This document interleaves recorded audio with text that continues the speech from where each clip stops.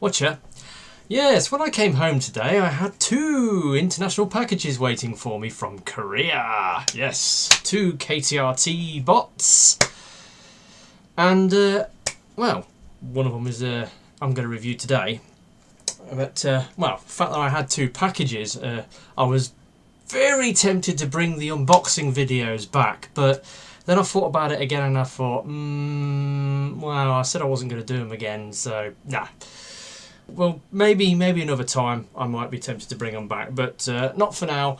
Yeah, so 2 packages waiting for me. One of them was this guy. Yes, I finally got Carbot Ace, but I'm not reviewing him today, maybe another time. Now, the toy I'm reviewing to you today is from a different toy line. It's another toy line that's come out of Korea, and it's... to call it a transformer is a bit of a stretch, shall we say? Now, when we say to you, think of a transforming train, what do you come up with? Well, Astro Train, of course. You know, you come up with Astro Train, and why not? You know, well, he turns into a shuttle, he turns into a train, and he turns into a robot. But there's been precious few transforming trains on the entirety in the Transformers line, and this is a surprise to me. I mean, it's like a gaping void. I mean, they've had alt modes of just about everything else bar trains. I admit a train is not exactly the most useful thing. I mean, there are some trains, but it's mostly like they mostly turn into bullet trains, and to me a bullet train isn't a real train. It's kind of like a hyper train, like a Lamborghini or a Pagani Zonda is a hypercar. A bullet train is a hyper train. It's not a real train. It's, you know, anyway. So why has there not been a transformer of the Flying Scotsman, basically, is what I'm saying. You know, famous locomotive like that, which is now back out on the main line, you know, pulling in the punters and making money. Why is there not a transformer of, you know, a famous steam locomotive like Flying Scotsman, or, you know, a famous diesel or electric? You know, I just don't get that. So I've got a bit of an interest in trains because I'm a volunteer. I go up to Boy and I work on, you know, as a volunteer at a preservation group up the East Lancs Railway on, you know, alternate weekends. So I do have an interest in trains, but obviously my main collecting focus is Transformers. So something that sort of crosses the void between the 2 interests is kind of interest to me. And this particular toy is one of a range of toys that's come out of Korea. And it's largely thanks to... I'm going to need to get some reference here from the box. Yeah, basically, in Korea there's a TV and film company called CJENM. I don't know what that stands for, but apparently they're a big, you know, sort of film-making, TV producing, broadcasting company in Korea, and they wanted to sort of, they had these big grand ideas of breaking into the, you know, the children's animation market, making, you know, animated shows for kids, mostly in Korea and in the burgeoning Chinese market. So they wanted to, you know, become a world leader in making cartoon shows for, you know, Korea and China. And the first show they came up with was this particular show, and it's called Robot Trains. Now, there are a few other shows from Korea. There's like Polly the Police Car and the Super Wings, and basically they're kiddie shows. They're for younger children, and basically you've got an aeroplane with a face on it that, you know, sprouts arms and legs and becomes a robot. And like Polly the Police Car, it's a police car with a face, it sprouts arms and legs and it becomes a robot. Robot Trains is a similar sort of thing. Basically you've got a train with a face that sprouts arms and legs and becomes a robot. So it's a similar sort of thing. But this particular show is a bit more grown up, shall we say, in some of the, you know, subject matters that it covers. It's definitely not Thomas the Tank Engine or Chuggington, this show, I'm telling you that now. It's all in Korean, there's no English subs or dubs, which is a shame.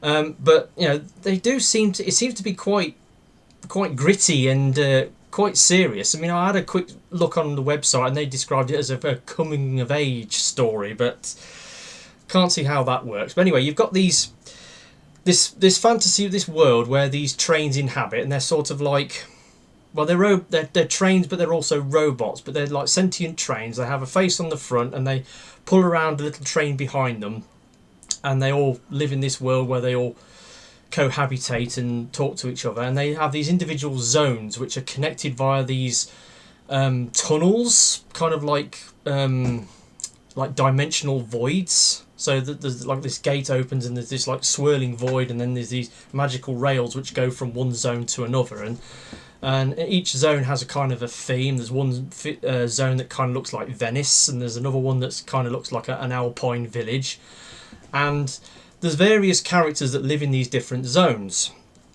And the main star of the show is this guy. This is Kay. Now Kay is I don't know how to describe him. He's kind of like a hero, a hero for justice. He's like not exactly a superhero, but you know, he's a good guy.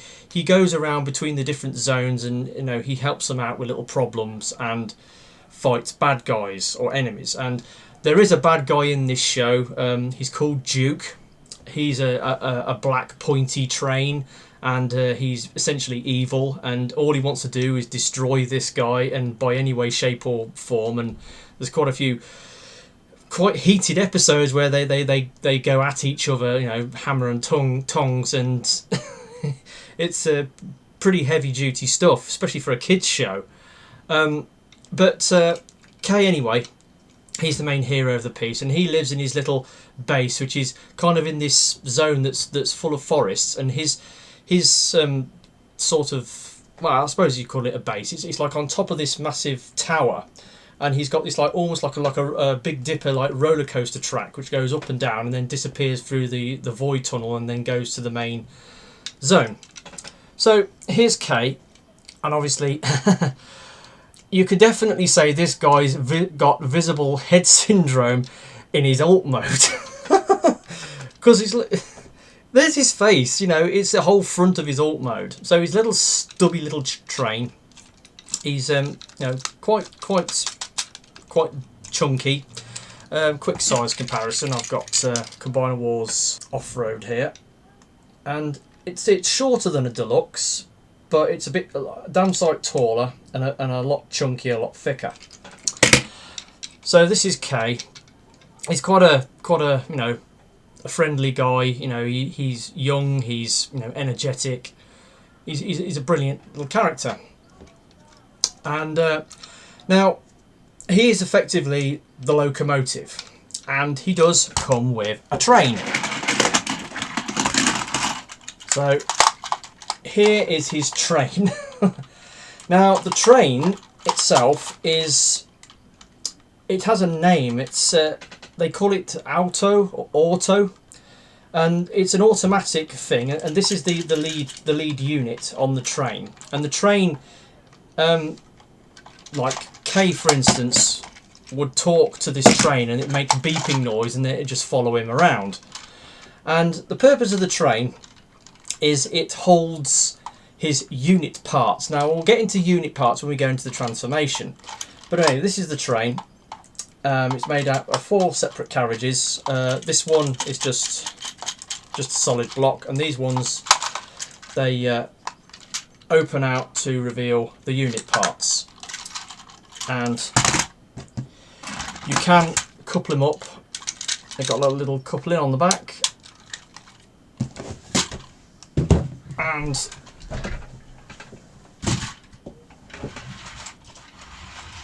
as you can see,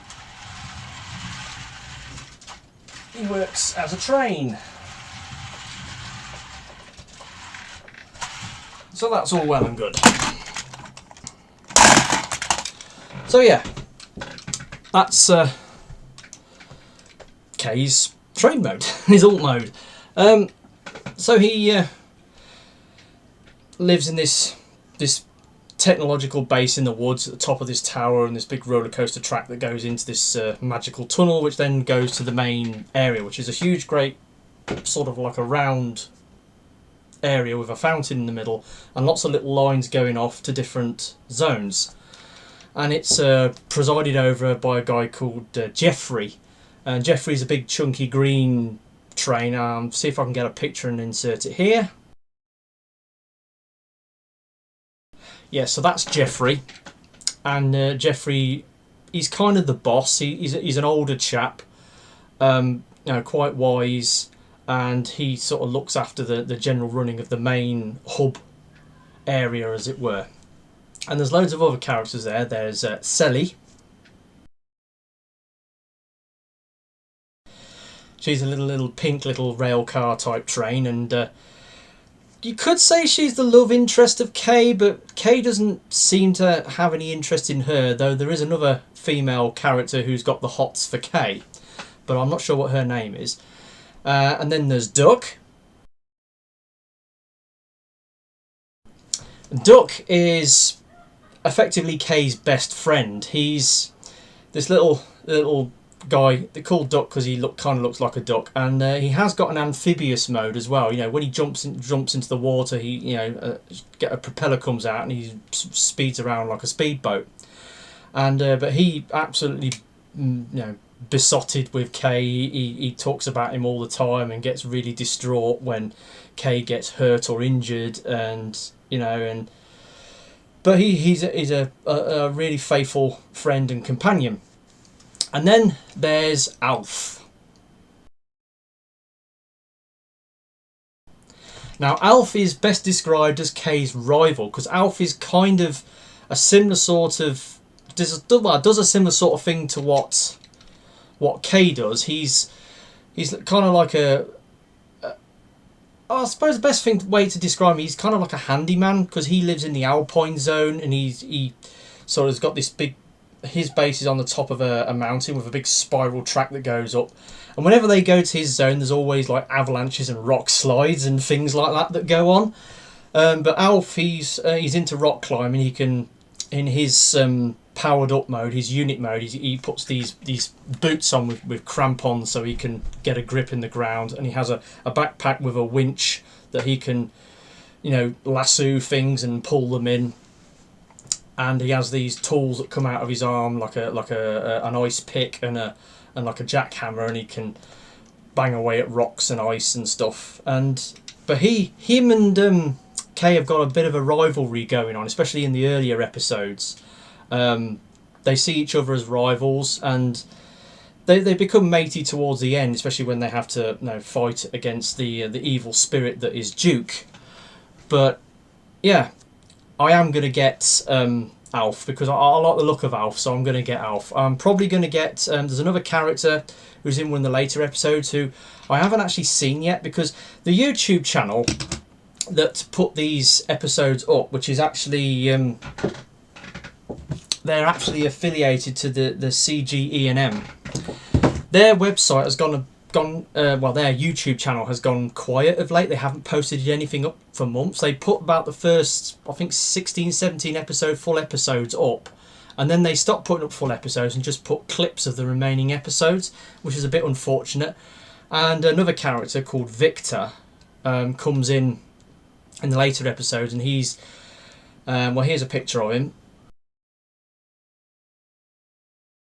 and as you can see, he's got this big swirly thing on the front because he's effectively like a snowplow type dude, and whenever he talks, his little plow thing just sort of like wiggles from side to side. And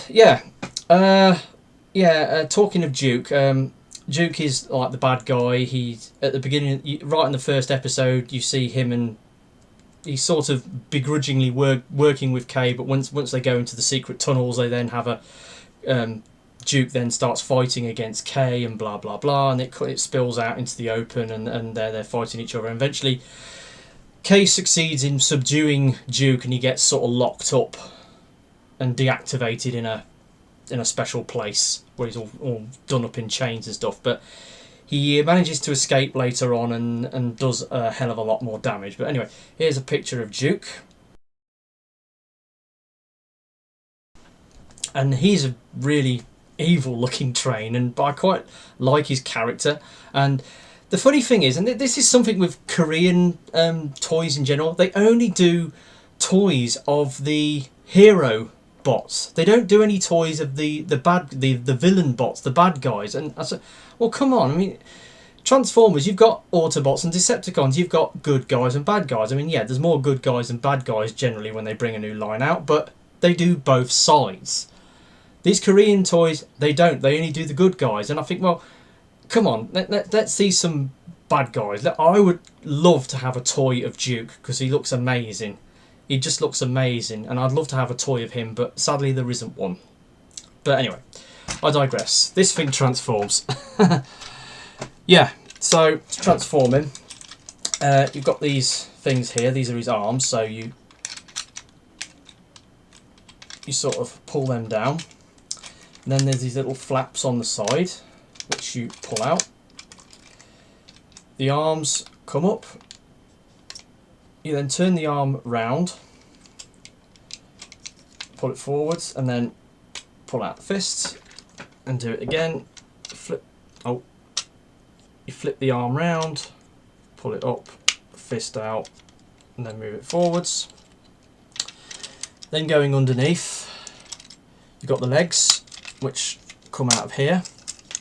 You then pull them out, move this this like waist piece into position. You then turn the legs round, and then it's got little foot flaps that you flick out. And then finally, you've got his backpack, where you have to fold away his coupling hitch. And you fold that up into there, and then you pull this out, and then clip it in like that. And there we have K in his base robot mode. And yeah, it's just a face with arms and legs. As a lot of these Korean shows are, like Polly the Police Car and Super Wings. This is kind of the robot that they do. It's just a face with legs. It's quite a cool little dude. There's no articulation on the head. He's just got a thin smile. There's a fixed expression. He's got, you know, he's got eyes with these nicely. I don't know whether they're stickers. I think they're tamper-graphed pupils, which are quite nicely detailed. It's got, you know, they've got like a little speck of light in the corner, and they've got like a nice fade, you know, graded blue detail. Articulation on this guy isn't a lot. Starting on the legs, nothing on the feet apart from you've got the little foot thing you can go back and forwards. He does have 5 swivels, and he does have a knee with 2 notches, but it only goes back 45 degrees. The waists, well, the things are on ball joints, but the legs only go out that far. But they go forwards, backwards, and they get hindered by stuff that hits them. That's basically the bottom end. Top end, the shoulder is up in here. It's on a ball joint, so it can move in and out. It can sort of move backwards and forwards a bit, but again, it's hindered by this flap and the side of his face and the bit at the back. He's got an elbow which goes to 90 degrees, and that's about it. So he's got limited articulation, but enough to give him some basic poses. Now, this isn't all that this toy does. Now, we showed you the train before, right? Showed you the train, and these 3 carriages at the back, these ones, have a secret inside. So you got on top, press this little white bit, and then it flips open, and there you have some upgrade parts. And then each of the carriages has an upgrade part in it, like so. Now these are referred to as unit parts. Now you've got 2 things that go on the feet, and this is when they sort of like they power up when they need to go into action. And they just, there we go. And he's got like these like rollerblade type things on his feet. And then his backpack, you have to put that back into its upright position, and then you have this thing which then plugs in under there. That gives him his jetpack. And then you have these other turbine things which go onto his arms. Now he's got a little slot in the bottom which goes underneath the that bit there, so they just slide on to there like that.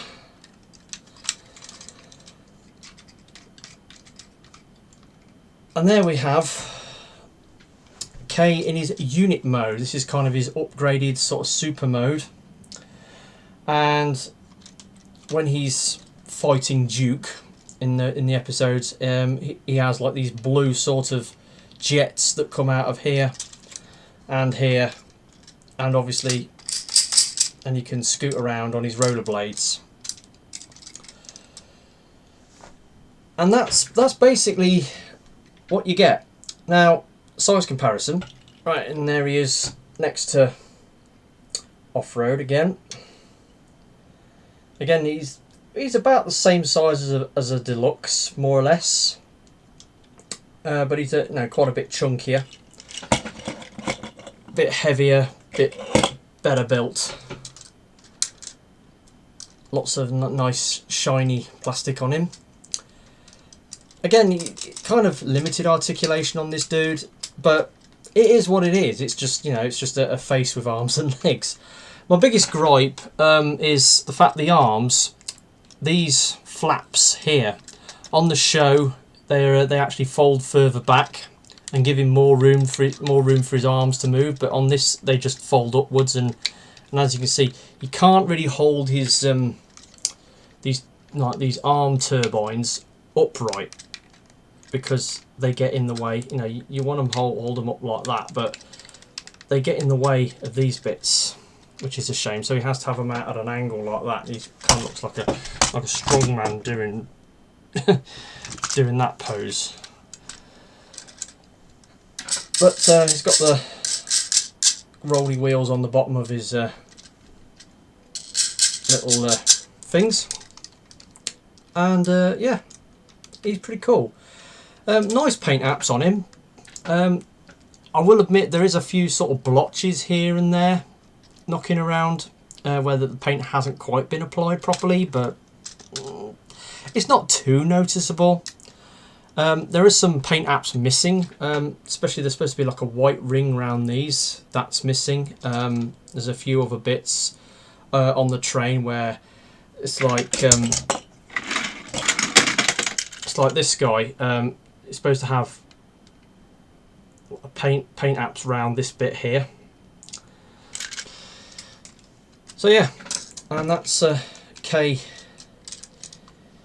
in his unit mode, where he's powered up mode. Now, I just want to look at the box quickly. This is the box that he came in.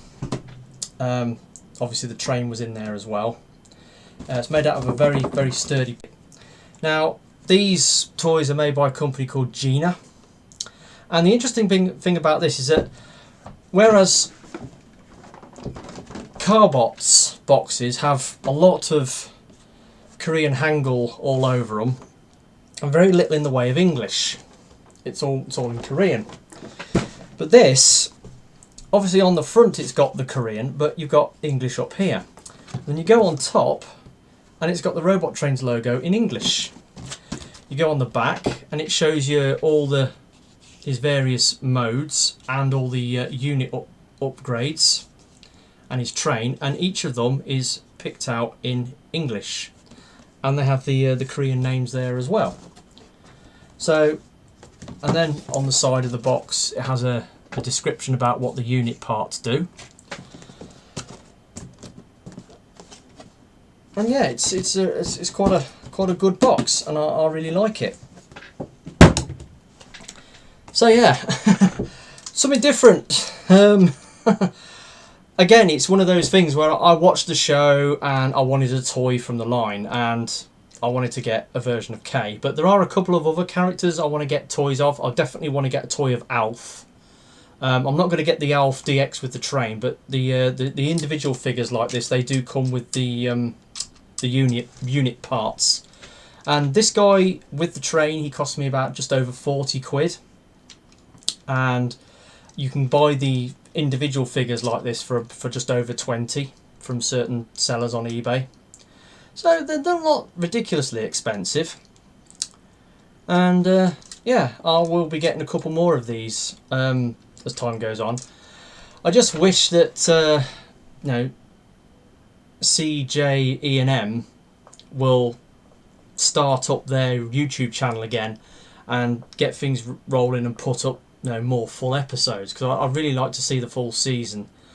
Apparently there are DVDs out that I can get off Gmarket Korea. They are available on Gmarket Korea, but obviously they're for the Korean region, NTSC. But then again, if I got a multi-region DVD player, I'd be able to play them. So, but I don't think they'd come with subtitles, which is a pity. But anyway, yeah, this has been my review, ramshackle review of Robot Trains KDX Deluxe, and he's a little train dude. Should be hopefully reviewing this guy next couple of days, because he completes my season 1 lineup. You know, I've got them all now. Well, not including the repaints, but yeah. So that's been me for now. I will catch you again next time. So toodaloo, goodbye.